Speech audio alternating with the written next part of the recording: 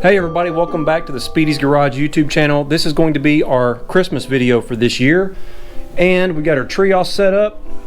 It's got a remote, that's always a good thing. It's got a bunch of functions. We got this on Black Friday. It's always the best way to shop for this stuff. Twinkle, solid, colors, very cool. Remote control Christmas tree, who would have thought? The dogs have been pretty good this year. There's Saturn. There's Vito over here napping on the stairs. So we got some stuff for Santa to bring them. So we got them some new beds and some toys. Don't tell them because we don't want to spoil Santa. And we literally will set this stuff out like Santa brought it, so that's how we do it here. Wait till the last minute to shop? Christmas is tomorrow. So? I always wait till the last minute. That's when you get the good sales. And I want to wish you guys the very best for this Christmas season. I hope Santa is very, very good to you. I haven't quite decided what we're going to get for Go Man Go. I've got all of the shopping complete for my family except for this guy, and he has earned it. There's been some trials and tribulations this year, but he did pretty good in the end. We ran a 983 at like 141 miles an hour on a baby tune-up. I'm super happy with that. We ran several 10.0x runs, 1003, 1005, 1007 on the setup that we drive on 93 octane on the street every single day. And I'm pretty sure those would actually be 9-second runs if I can figure out the shift point. On the street, I think I mentioned this before, it wants to blow through the shift points in first and second gear, so I've dialed them back so it shifts at an earlier RPM. On the track, you don't have that problem. We got good traction. So if I can find that sweet spot where it'll shift closer to 63, 6400 in first and second, I'm pretty sure those are 990 passes, just like we drive it every day on 93 octane. We're hopefully going to find out in the spring, but I've got a couple of ideas for Go Man Go. Leave me a comment, let me know what you think on which way we should go. I've been thinking about one of those drop-in dual pump fuel system setups for Go Man Go, and I didn't think I was going to need one, but what I've been noticing in the data logs is the fuel pressure may be commanded around 80 psi at wide open throttle, and it'll start off around 79, and at the top of the RPM range I'll see it drop back to about 65. I don't know that that's a problem, but if it's commanding 80, I would rather it be 80. So obviously we're losing a little bit of pressure somewhere. I assume it's because of the extra boost, and it's pushing I don't know if you realize this, but when you put boost into a motor, it actually pushes back against the fuel injectors trying to spray. So keep that in mind when you're looking at data logs. But if we go with one of those dual pump drop-in systems, we'll be set up, basically we got a red-eye engine, and we have basically what the red-eye fuel system is too. I don't know if you realize this, but the red-eye, the Demon, and the Trackhawk all come with a dual pump fuel system from the factory. So if we upgraded to one of those, there's a system out now that is pretty much 100% drop-in. The reason I hadn't gone to it before or looked at it before is you had to clip wires, and I'll link to it to the top, but I did that in the old car, and you basically, I had to rewire almost the whole back end of the car when it comes to the fuel system, put in relays and solder connections and factory connections and all of that stuff, and I just really didn't want to do that again because it was a little bit more surgery than I really wanted to get into with this car. But the new system that they've come out with is literally drop in. It drops in the tank. It's a hat that has two fuel pumps in it. They're 285s, just like come from the factory.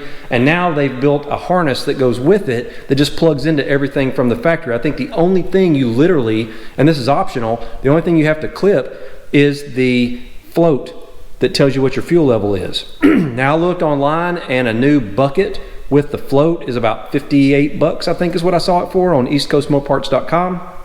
So what I would probably do is just order that and then clip the float off of that assembly and keep my stock one stock, and then put that float on the new system, and it's really drop in at that point. Drop it in and plug it up. They're a little bit expensive, but honestly it might be worth it just for that little bit of extra overhead on the fuel system. The other thing I've been thinking about, and this has come from a few guys on the forum over on hellcatforum.org. That's hellcatforum.org. That's the privately owned, user-owned forum that you probably want to be checking out. Some of the guys over there recommended that I look at a cradle lockout.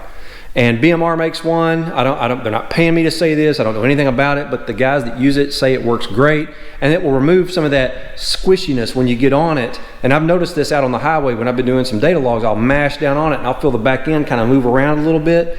These billet aluminum pieces go in and basically lock the cradle down so it doesn't move around or not move around as much. So I might be thinking about one of those in the future as well. It's a little bit of surgery to get rid of some of the rubber so that those bushings or those aluminum pieces can fit in place. Leave me a comment below. Let me know what you think. Fuel system, cradle lockout, both. I don't know. We've already met our goals running 9s, to be honest. So it's really now about just maximizing the setup like I've said before. And I'm also curious what Santa brought you. I know he was good to you, so particularly car stuff. If he left you some good things, let me know about that too. But what if you were extra good and Santa was going to bring you a new car for Christmas? You've got a couple of announcements that have come out lately. One is the new Corvette C8, and they've completely changed the car. They've gone to a mid-engine design, and I have personally, don't hate me for this, but I've personally never been really a Corvette fan, so I never really cared for them. But the new one really looks like a performance car. It's mid-engine. I like the lines. I think the wheels probably could use a little bit of work. They're going to start off around $60,000, and for that you're getting quite a bit of performance. The engine is 490 horsepower, 470 foot-pounds of torque. You get a dual clutch transmission that's an 8-speed, and I don't know if you realize this, but a dual clutch transmission, basically it will preload the next gear, so the shifts are going to be super quick. Now there's a little bit of a side effect that can come with those at certain times, like at low speeds and taking off in first gear, for example. There can be a little bit of a delay, but for the performance you get, they're very quick and very good. It's almost like the best of both worlds from an automatic to a manual, and you're mixing those two things together. So it'll preload the gear. It uses some intelligence to know what gear it thinks you're going to pick, whether you're slowing down or speeding up, and it gets it ready so that as soon as you command it, when you pull the paddle, they're only going to come in paddle mode. They don't have a manual transmission, a strict manual with a third clutch pedal transmission in these cars. When you click the paddle before you even let it go, it's probably already completed the shift. So you get 490 horsepower, like I said, 470 foot-pounds of torque. From the base model, you're going to get a 3-second, 3.0 0 to 60 time, which is pretty dang quick. Now, if you step up to the Z51 package, which gives you some suspension changes, better brakes, better tires, it's probably the package most people would pick when they're ordering the car. It takes that $60,000 base price up to about $65,000, so it's $5,000 for the Z51 package, but it drops your 0 to 60 time down to 2.8 seconds. And now you're getting somewhere. Quarter mile time, 122 miles an hour at 11.2. So 11.2 at 122. That's pretty dang good. I had hoped to see that maybe be a 10.9, say it's a 10-second car. They weigh, I think, 3,600, 3,700 pounds, depending on how you option the car. And all of them come with a removable section of the roof. So even if you don't get a convertible, you can still enjoy some of that open air experience. You take that piece off, and I think it goes in the front. So the trunk is now in the front of the car, and you have just a little bit of storage, I think, around in the driver area. But the main storage compartment is in the front of the car now, since it's mid-engine. So for that amount of performance, for $65,000, that's actually very good. It's expensive, don't get me wrong, but a few years ago you couldn't even dream of getting that kind of performance for that kind of money. Now you can option one. I'm sure if you tick every single box that they have, you can option all the way up to probably around $100,000, and they can get very expensive in my opinion, but you can still just get the base model with the Z51 package, and I bet there'll be a whole bunch of them optioned like that for around $65K, and that's going to get you 11.2 at 122, like I said, and a 2.8 0 to 60 time. And that's actually been replicated by some of the car magazines, and we know that they aren't the best drivers usually. Usually when the OEM puts out a number, the car magazine people usually can't meet it. In this case, they did, so very good. So maybe some good bang for the buck there. So we need to take a look at that. And you guys know I've got a Gen 6 Camaro 2SS, and I've really liked the car. It has a good character. I like the way it looks. I personally really like the styling. I opted when I ordered it to get the performance exhaust, which sounds phenomenal, but honestly it just hasn't been that reliable of a car. I haven't had any issues in about 18 months. So I'm going to say that now. I've had the car almost 4 years. I haven't had any issues in about 18 months. But the first couple of years of ownership, I had a ton of problems. I had problems with the computer system, the human interface module, the HIM they call it, where the touch screen that controls almost the entire car, that had to be replaced. The car was turning the radio on and running the battery down in the middle of the night. It was like Christine had possessed it. The rear diff was groaning and making noise. There was creaks and rattles. The torque converter went out, of all things, and I had to have that replaced. I actually told Chevy, just buy the car back. I didn't even want it anymore. And they offered me an extended warranty for like 6 more years if I would keep it. I like the car. If I don't have to worry about messing with it and fooling with it, why not? So I kept it. I'm a little bit nervous, honestly, about a brand new Corvette model with a brand new design based on my experience that I have with the Camaro. So I'm definitely sitting this one out, and I'll give it a year or two for them to kind of work the bugs out, and then eventually a C8 might replace our Camaro. But Ford also had a big announcement this year. They announced a new GT500, and it is brand new. The previous model that came out in 2013 was mainly interested in straight line performance and a max speed of 200 mile an hour.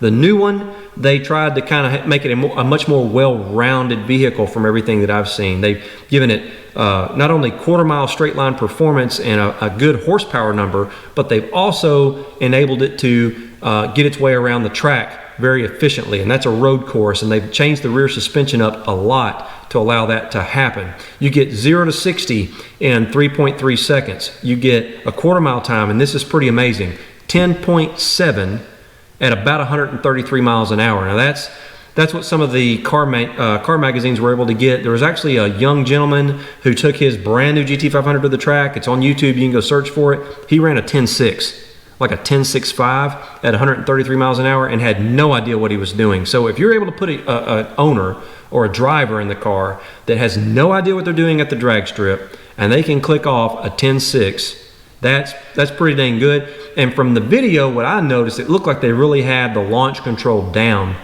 They have it set up where you hold a paddle or hold the brake, mash on the gas, it'll bring the revs up. I think the max is 3,200 RPM. Let go of the brake and off you go. It looked like it did a very good job of managing all the torque down low to not blow the tires off. The 10.6 at 133 is very, very good for a bone stock car on stock tires. That's the big thing. Now, a lot of people are going to say, well, if you put a drag radial on the car, it's going to go a whole lot faster. I don't know. Honestly, if it ran a 10.6 at 133 bone stock with stock tires, and they were probably a performance tire, I don't know the model and the brand and all that stuff, but it's probably like one of those Pilot Cup Sport, whatever you call it. It's a really sticky tire. If you put a drag radial on a car that's already launching really well, you're probably not going to pick up that much in time, or definitely not mile an hour. When they get the computer program down, the transmission program down to bring the power in gradually, it's going to do the same exact thing every time you launch it, but still an impressive quarter-mile time. You get 760 horsepower, and you get 625 foot-pounds of torque. It's got an Eaton supercharger on it. It's a larger model, makes 12 pounds of boost on the 5.8 liter, but they have to rev it way out to 7,500 RPM to make that horsepower. I don't know about that. That's a whole bunch of RPMs. You guys know, based on the experience we had in our Hellcat, RPMs they're not my friend. I'm just going to say it like that. Ford designed that engine to run up to 7,500. It's based on the GT350 motor. They just changed a few things inside, lowered the RPM range a little bit, and put a supercharger on top of it. The Corvette that I mentioned comes with a dual clutch transmission. It's an 8-speed. The GT500 also comes with that same dual clutch, same type dual clutch transmission, but it's a 7-speed. Remember, it preloads the next gear that it thinks you're going to request. So pretty good performance. I'm not wild about the looks. I like the looks and the lines of the GT500, but I don't like the fin on the back. For some reason, to me, it just looks like it's out of place. I like the front end. I like the way the opening in the front to get the air in looks, and I like all the body lines, but that fin on the back for some reason just puts me off. I'm gonna have to see one in person to really make an opinion there. GT500 price, base model is gonna be about $74,000. That probably comes with quite a few bells and whistles. If you add all the options and there's a carbon fiber package, you're up closer to $95,000. And I don't know. It's a Mustang. I don't know how I feel about a $95,000 Mustang. That somehow doesn't sit right with me. It doesn't feel like it fits with the character of the car. And if you order the carbon fiber package, it comes with carbon fiber wheels, which have all kinds of special considerations there. If you nick one or chip one, you got problems, and they're probably very, very expensive to replace. So I'm always thinking of day 2 ownership, what that's going to look like, maintenance and upkeep. So I don't know that I would pick that, but it probably does, with the lightweight and the less rotational mass, probably does increase the performance quite a bit. Probably just not for me. So those are the big announcements. Unfortunately, SRT didn't really have one this year. I mean, they got the red eye, and they got the red eye wide body, and I think they announced the Charger wide body, which will be coming out. 50th anniversary for the Challenger, so I think we were all, as Mopar fans, expecting a little bit more. And I don't know why they like to fall back for some reason to these sticker and badge options when it comes to those special model years. They should have done something a little bit more than that. I don't know what happened to the 426. There was a whole bunch of speculation that we were going to see a 426 engine in one of the cars this year, or an announcement at least, and that just didn't happen. So, and I'm talking about 2020, by the way. So it was kind of a quiet year as far as SRT is concerned when it came to their performance models. But to their credit, you can't just keep increasing horsepower, 200 and 300 horsepower per year. I mean, they came out with the Hellcat in 2015 and just blew everybody out of the water, and 707 horsepower. And then they came out with the Dodge Demon in 2018 with 840. They came out with the Red Eye in 2019 with, 797, I think it is. And so you can't expect them to every year just keep coming out with 900, 1,000, 1,100 horsepower cars that you can drive around on the street and come with a full factory warranty. So give them a little bit of credit. I've seen a lot of people beating them up on the line about, hey, you didn't do anything, you blah, blah, blah. We've gotten spoiled, to be honest. And the other manufacturers, quite frankly, are playing catch up. I mean, when has anyone even come close? The new GT500 is getting on up there, 760 horsepower. It's going to weigh 4,200 pounds, though. I mean, that's heavy for a Mustang. They're a small car. My Hellcat, I think, weighed 44 and change, so 4,400. So only a couple of more 100 pounds, and it's a much bigger car that you can actually put people in the back seat if you want to. Now, mine's got a rear seat delete, but if I put the seats back in, I personally could sit back there very comfortably. And I doubt you're going to be able to do that in a Mustang. You definitely can't do that in my Camaro. So keep that in mind when you start beating up on Chrysler and SRT. They've actually knocked it out of the park for the past 4 or 5 years. So we probably need to give them a break, see what they come out with in 2021. So with that, I'll tell you Merry Christmas. I hope you had a great holiday season and Santa was very good to you. And I hope 2020 comes along and brings you great health and prosperity. Be sure to check us out on Instagram if you haven't already. It's at Speedies_garage, as well as our website, www.speediesgarage.net. And hopefully, I will see you out there.